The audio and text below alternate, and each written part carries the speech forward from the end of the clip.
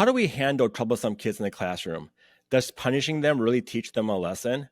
How should you, the adult, react when you're faced with a troublesome kid? And how can we create a positive culture? Let's talk about it after I hit this music.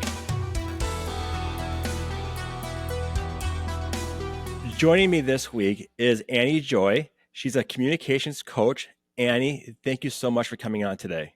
You are welcome. I'm so excited to be here because while this is a heavy topic, it's an important one. So I'm grateful to be here.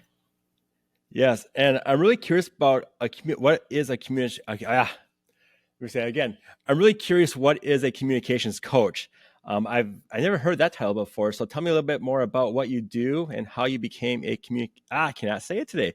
Communications. So many C's. Two C's. There's a lot of alliteration happening. Yeah. Yeah. I'm gonna take that one all over again. You Oh got my it. goodness! No I know problem. what's funny. What's fun in YouTube videos though, I just leave that stuff in it. I don't care. But Perfect. in the Why not? audio, Yeah, I love in the audio, I have to take that part out. So apparently, I'm having trouble with communications. Yeah, How did you become a communications coach?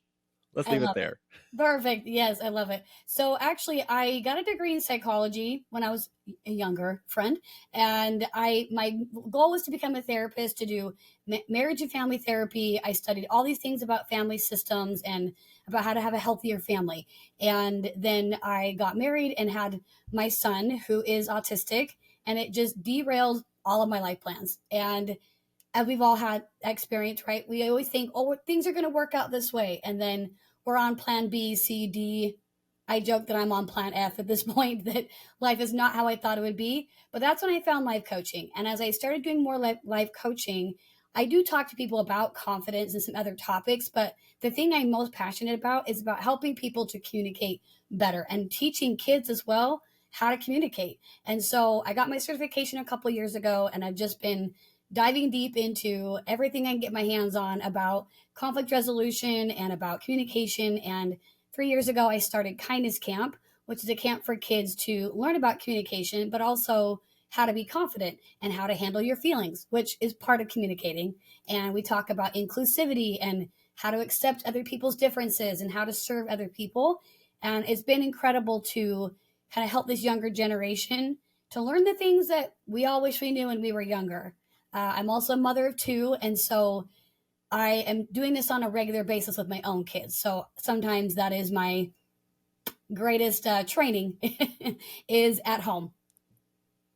Yeah, and you did tell me that you were a substitute teacher as well. How long did you do that for? Yeah, and I'm subbing on Monday. Like I definitely still Oh, okay. substitute teach, and it just kind of comes up as it comes up. And I like to do my kids' schools just so I can hang out with my kids. But I actually started substitute teaching. I think my first time was about 10 years ago. And I've just kind of done it off and on here and there as I've been able to make it work. When my kids were really little, it didn't work. And then as I've gotten older, they're 9 and 11 now. And so the past probably 3 or 4 years, I've done it more consistently since my divorce. And so I don't do it as much now, but I've been just pockets of time. I'm hopping in between going to, do my own business and then working at the schools. But it's good because I'm interacting with kids and I'm noticing these interactions, and it's great for me for even like content that I write. Like, oh, I'm noticing these behaviors, I'm noticing these patterns, and I'm noticing my interactions with the kids. And so it's been great research to be a substitute Yeah. teacher. What grades do you teach? I can do, as a substitute teacher, there's no, at least where I'm at, there's no specification of like what grades you have to do. Also, I'll do kindergarten up to seniors. I like Oh to wow. do third and fourth grade, fifth grade. I like doing high school. Junior high is a little tricky, but I'll do it. I don't mind the junior Yeah. high kids. Like I love that age, but just the timing doesn't always work with my kids' schedule. But so Okay. really, I can do Okay. any grade. Yeah. So going into the subject of today is we get these kids who are deemed as a bullies. They like to cause, especially as a substitute teacher. I know when I was in school, when we would have a sub, it was like, hey, we can do whatever we want to this guy. It was Right. like sometimes the classroom was just chaotic, and I didn't participate in that. I just sat there and talked to my friend off to the side because we just didn't want part of that. But did you experience that when you were a teacher as a sub? You get those Oh yeah, chaotic that classes definitely because you're the happens. sub. For sure. Yes. And the advantage I have as a sub is that while at least in my school district, it's not required to have a teaching degree, you just have to have a bachelor's in something, and mine's in psychology. So you don't have to like know how to teach math necessarily or whatever, because you're kind of more there to just make sure that the teacher's lesson plan gets done and get the worksheets out and Yeah. whatever. But the background that I have is that I worked in mental health for years. I was in lots of residential treatment centers and group homes and domestic violence shelters and lockdown facilities. So I have years of experience of working with kids who and teenagers who just have extreme behaviors. And so sometimes, and I'm not trying to minimize anybody else's experience, but like I'll go in there and the kids are kind of crazy and like up, up all the other seats and doing stuff. But I'm like, this is nothing compared to kids trying to stab me with a shank they made, And so it is definitely daunting when you've got 30 different kids in there and they're all raising hell. Did And like, did that really happen? oh yeah, Did a kid really try to? Oh my goodness! oh yeah, they had took their glasses off and like were trying to use their glasses handle as a shank, and I just had to stand there and not let them see I was afraid and be like, okay, here you're upset, like let's work this out. That was a tough place because it was a lockdown facility, and lockdown facilities create lockdown behavior. It's a whole thing. That's a whole other topic Wow. we could get into, but yeah, Yeah. kids feel like and feel like anybody, if you feel like you take their control away, they're going to act out more. And so that actually is perfect to describe how we're treating kids in the classroom because when we are taking away their control, they're going to push back on that. And when I'll talk to parents sometimes about things with their kiddos, and you have, let's say you're pushing against, right? Like you push your hands against someone and they're pushing back, and we're pushing, pushing, pushing, pushing. But what happens when you stop pushing? They come towards you. So letting kids have some control over what they're doing, like giving them lots of choices, makes a big deal and makes a big difference, I should say. But then also just having that compassion for them, which we can dive into more. But as far as a substitute teacher, when I'm coming in, I know that I have like 2 minutes to like get their attention, get some kind of like rapport with them because they don't know me. They don't know who I am. And so I err on the side of being really, really kind to them, even if that means that the behaviors are maybe a little wilder than they would be like if their regular teacher was there. I'm going to err on the side of like connecting with them because that ends up in a better result by the end of the day. If I come in hot and heavy and I'm like, okay, your teacher's not here and you better behave and da da da, like if I'm coming in like attacking, the energy I show up with, they will tend to match it, especially the kids who are typically pretty well behaved. They're the ones who want to come help me. Yeah. They're like, can I help pass out papers? And hey, this kid's doing something naughty. Can you, intervene? Or, like I just get a better result when I show up loving them. In fact, I'll even walk around there working on stuff and just compliment them. Like, oh, I love your nails. Oh, your shirt is so cute. What a fun backpack. And I would love to have a deeper compliment that's more meaningful, but I don't know them. So I'm just going to throw some Yeah. nuggets wherever I can of like, hey, because I want them to know that I care about them and I see them. And even in a sub situation where they don't know who I am, I create pretty instant connection with kids because I just show up with my energy being loving and caring. And there definitely has been instances where a kid is quote unquote bullying.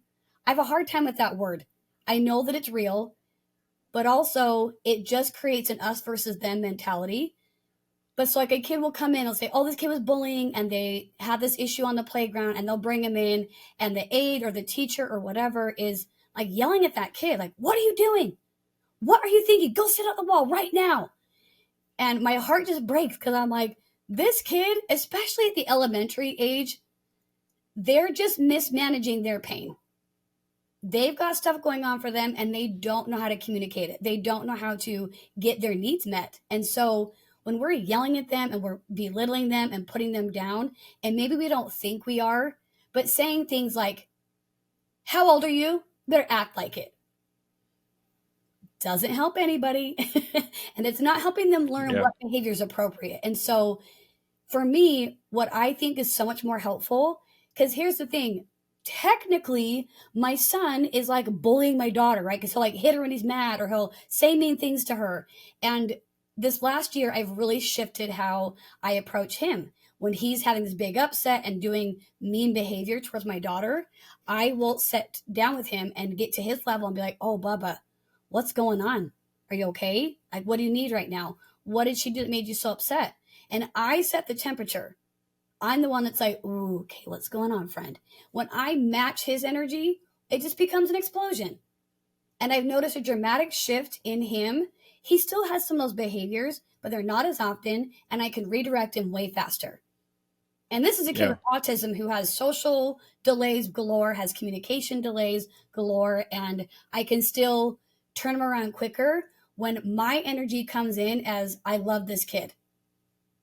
So my hope would be that, and I, in the education system and in the parenting world, whatever it is, any interaction you have with the kiddo, if they're acting out and they're doing something really mean and yucky and it triggers you, I totally get it. But take a minute, take a breath, and then come to this kid and say, I see you are so upset. What's going on? Do you stop that behavior right as they did it in front of the kids, or do you give it a minute, pull them to the side, and then confront them? Like, how do you I would take care of definitely it? say take the audience away. Because especially there are some Okay. kids, because the thing is, different kids have different reasons for acting the way they're doing, right? But everyone, we all do stuff for a reason. Even you and I, getting on this podcast today, we had a reason for that. Everyone has a reason for what they're doing. And so this kid had a reason. It could be attention, it could be mismanaging their pain, it could be they don't know anything else to do. But there is an audience piece, right? So if it happens in front of the class and they say something super rude, I would, in my opinion, say, okay, let's not do that and not get a ton of attention right then. Just like, oh, no, thank you. Moving on. And then pull that kid aside and say, hey, buddy, what's going on? And I know that's hard as a teacher. And I don't want to minimize how hard a teacher's job is. Because I come in and I'll do some stuff and I'll leave. I'm not there day in and day out dealing with these behaviors. It's not the same as what teachers are dealing with. But I know what it's like to go in day after day after day in a treatment center with kids who are trying to stab people.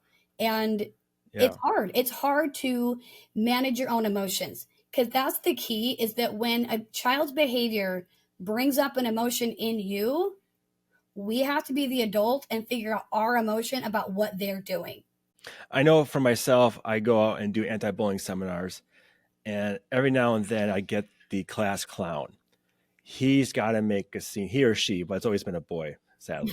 But Could be a girl, but in your he's always been a boy. always got to make a scene Yeah. just to get the laugh. And I know I'm not the only one that experiences it. I mean, when I was in high school, we had that kid too. There's always that kid who's got to get his friends to laugh by picking on the teacher, making stupid comments about somebody. Um, how do you manage that? Because if you tell him no, no, thank you, is that really going to stop him from doing it again? Because he's got to. First of all, he's trying to impress. He's trying to impress his friends. So Right. how do we get that kid to say, "Hey, this is not cool. This is not how we. This is not how we act as a fifth grader." And I say fifth grader because that's kind of the kids that I noticed that do it is around that fifth or sixth grade from working Yeah. with kids. So Yeah. Which would make sense because developmentally, they're kind of stepping into the space of starting to learn who they are and separate from parents. Like they're kind of entering those their pre-teen years are when they're stepping into who am I outside my family, trying on personalities a little bit more. So they might be trying on the class clown of like, can I get a laugh from this? And so depending on the situation, it's kind of a don't give it tons of attention when it's happening because you're giving them attention for the thing you don't want them to do, right? So let's say they're being class clown, they're making these comments, blah, blah, blah, blah, blah. You're like, okay. Anyway, like redirect it. And then you've got to have a sit down heart to heart away from the class peers to say, hey, I hear you really love the attention and have a conversation with them. Because, first of all, I don't think that we're going to be able to change a child's behavior overnight, especially if they've been doing it no, for a while, right? But it's more about looking at what need they're trying to get met and can we meet that need in a different way? I just had one of my, sometimes I'll coach younger kids. And I have this sweet 8-year-old that I'm coaching right now, and she is darling. And I love her to bits. But she was talking about how she says, I'm a naughty kid. I'm like, well, I don't believe in naughty kid, but tell me more. And she's like, well, sometimes I blurt out the answer because I just want to answer. I'm like, okay, tell me more. So she's telling me about how she knows the answer and it really bugs her. Their teacher's not calling on her. Okay, tell me more. So I'm not trying to immediately solve the problem. I'm trying to understand where she's coming from. And as we dug a little deeper, and this is an 8-year-old, okay, we're diving into Yeah. why this bugs her, why she can't do it. She admits to me that there's a part of her that wants the candy the teacher's offering to answer the question. I was like, oh, might not be best strategy because then you've got kids who are fighting for the candy, right? But said, Oh okay, yeah. Yep. I totally get it. So I dig in and I keep asking her to tell me more. I'm not placing any judgment or problem solving on her problem yet, right? I'm like, okay, tell me more. And she's telling about this experience. I'm like, okay, and I'm validating what her experience is because I don't have to agree with someone to validate them because I'm validating what's true for them. That really bothers her. I'm like, oh man, I can understand that that really bugs you because you're really smart and you know every answer and you want to answer so bad because you know it and you want that candy. Oh, bruh, I get it. Right? Like you just relate to them and how they're Yeah. feeling. And I said, okay. And because we have rapport pretty quickly, like right away, she was like, my mom said I don't have to come back, but I want to come back because I like you. I'm like, okay, great. Let's be best friends. So we had that rapport pretty quickly because of the energy I showed up with. And then because I have that rapport, I'm like, oh, sister, I love that you're so smart. And I think you're incredible that you're so smart. And it sounds like it's kind of becoming an issue for you to blurt out the answer. She's like, yeah. I'm like, but that doesn't make you a naughty kid. Because guess what? Sometimes I speak out when I'm not supposed to. And I'm an old lady. So we all make mistakes and that's okay.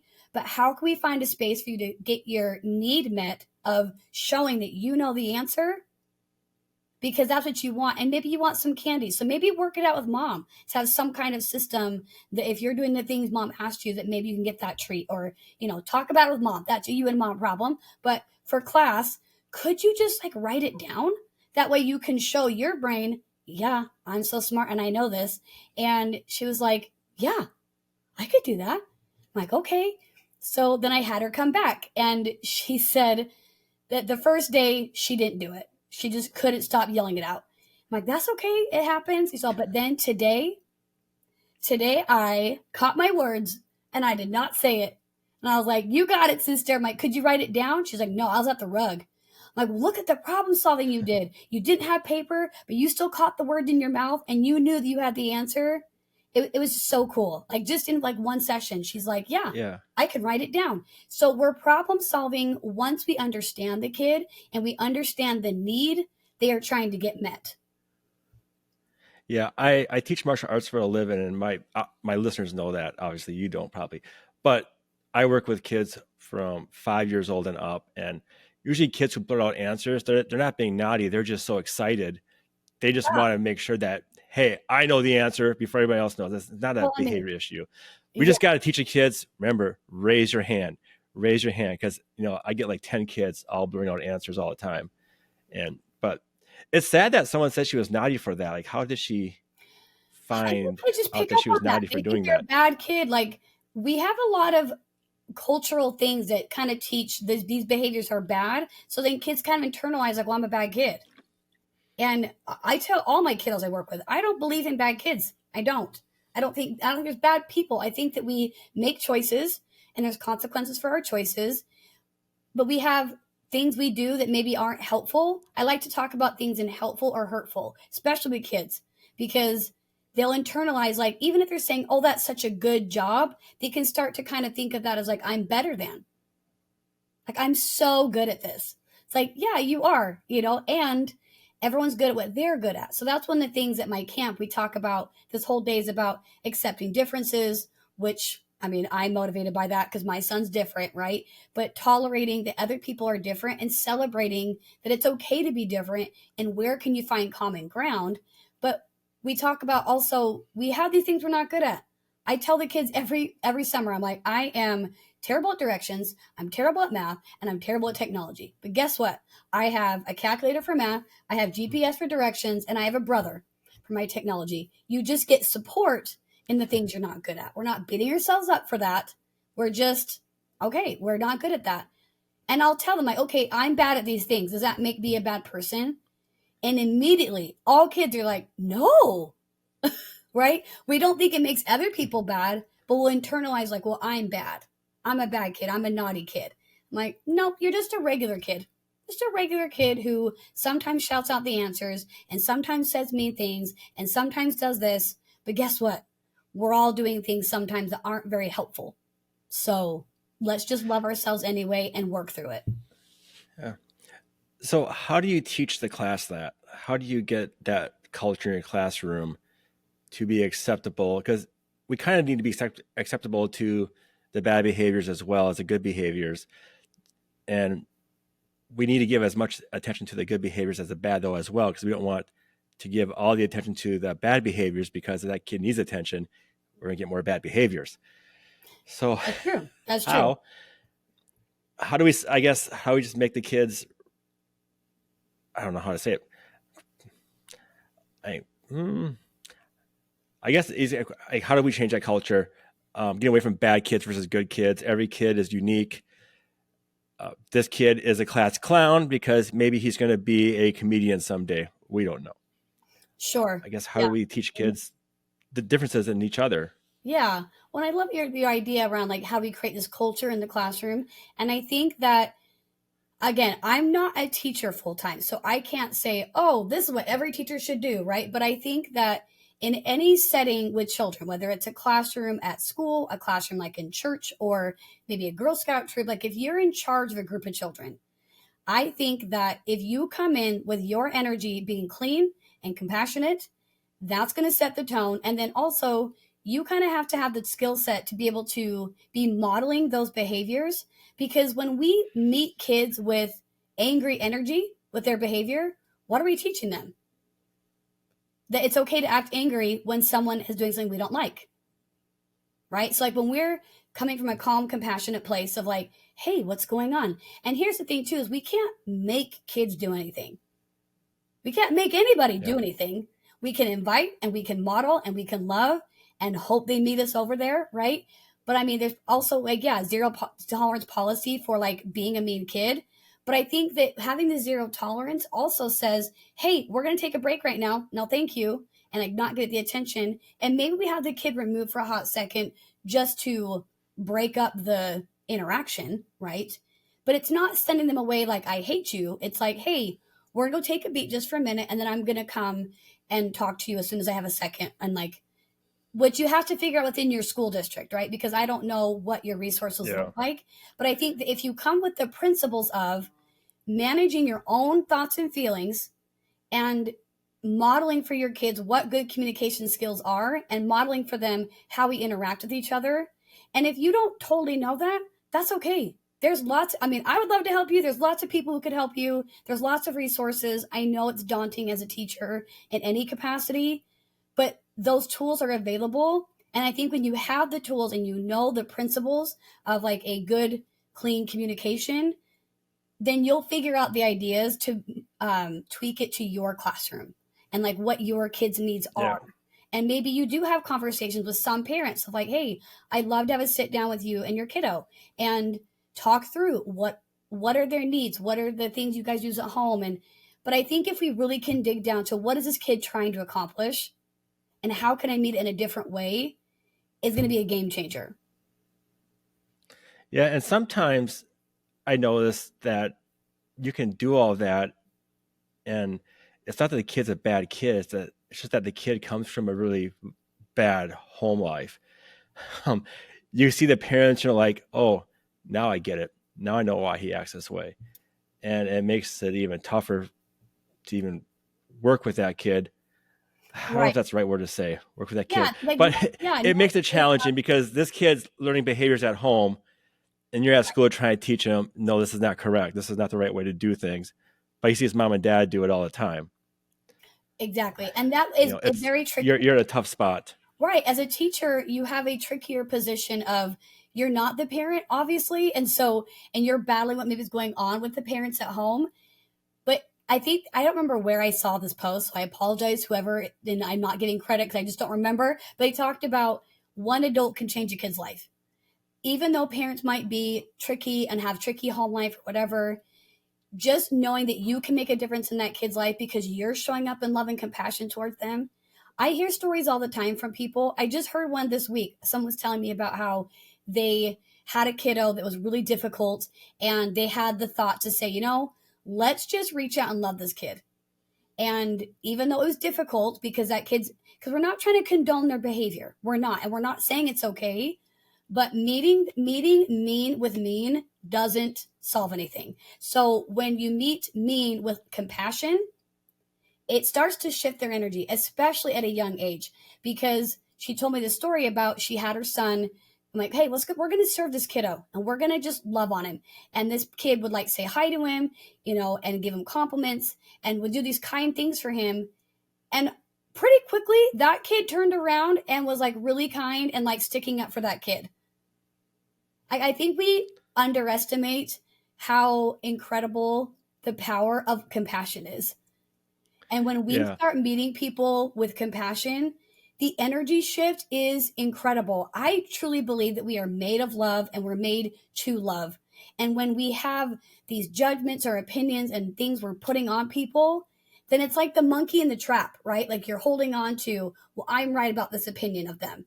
Well, what if you just let go of your opinions of them? Then you're free to just love them where they're at. And I know people get stuck on, well, I don't want to not give them consequences for their behaviors. Sure. But can you give it from a place of like, oh man, we have this agreement and you didn't keep up the end of the agreement. So this was going to have to happen, but no problem. I love you and we could try again next time. And then when they have the I ups, think the biggest keep it calm. Yeah. I think the biggest point you did make though is taking that time out for yourself and for that child, because that gives you both time to kind of cool down a bit. And of course, this also depends on your school district's policy. Maybe you're Right. not allowed to do that, but if there was a policy where like, hey, you're gonna go sit in the library for like 10 minutes, I'll meet you there, when I'm done with this or whatever, if there is that possibility. But if you can get that kid to sit down and think about it, what they've done, and you can meet that kid 10 minutes later when you're cooled down, you can actually have more meaningful conversations with the kid and connect a lot better than just saying, hey, Johnny, stop doing that. Right. Right. Just And yelling at you're them like right. there's It's none not knocked making it any off, better. Right. And I But the timeout is a great idea. really, because here's the thing, none of us are thinking logically when we're emotional. And if you're having emotions and they're Yep. having emotions, nothing good is happening right now. So it's like, oh, and here's the thing too, if you just start setting up that that's the agreement in your classroom, I like the word agreement better than expectation, because expectation can be placed on someone and agreement is, It sounds harsher. It sounds harsher too. it does, right? So it's like, hey, we have agreements in our Yeah. classroom, and here are some of our agreements. And if those agreements aren't met, then we just have to have these things happen to help us come back to the agreement, right? So it's like maybe the understanding is, hey, if we have people saying unkind words or maybe like hurtful words, then they're going to go take a breather in the hallway. No problem. Like, don't make it sound like a punishment. Hey, we're going to take a breather in the hallway. No problem. I'll meet you in 10. And then you have a second to breathe and bring your nervous system back down. And then, hey, Bubba, sounds like you're having a really hard time. Tell me more. If we're focusing on the connecting, then that's going to be a game changer. And there's so much research and books and all the things. Like, this is not new, right? There's so much power in connecting with a kid and connecting with a person. I think sometimes I forget they're little people, and even if they don't have the same brain development that I do, they're still people and they need to be cared about. Yep. Everyone needs to be heard and loved and accepted. Like, we all have these deep needs trying to be met, and maybe they don't know what needs are trying to get met. So you might have to suggest some things like maybe let's say a kid is acting out and you're like, "Oh, friend, we're going to go take a little breather. Meet you in 10." You know? And then you go out and you sit with them and you're like, "Okay, bud, what's going on?" And cuz and honestly, I wouldn't even maybe say to them like, "What need are you trying to get met?" Cuz they probably don't know.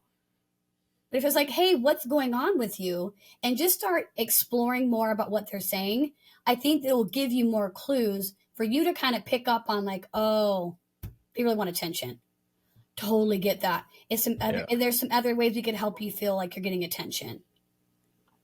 And maybe you try a plan. Another good point too, Try a new plan. and another good point too, when you're trying to connect with kids, is make sure you get down to their eye level, because nobody wants someone standing over you looking down at them. That's not a Right. comfortable feeling to have, especially as a kid. Yep, totally. Annie, I love everything that you said, and you gave me a lot of great ideas on how to handle the kids that we deemed as bullies, and really they're struggling themselves, even though they're trying to put on this persona that they're the tough kid, but they're not. They're probably in a lot worse spot than the kid that they're picking on. But if people want to get a hold of you, how can they do that? Yeah, absolutely. So my website is anniejoy.com and my email is hello@anniejoy.com. Also, if you want to follow on the content that I share about dealing with feelings with kids and all the things, my Instagram is anniejoy.speaks. So come hang out. I would love to help in any way that I can. Annie, thanks so much for coming on today.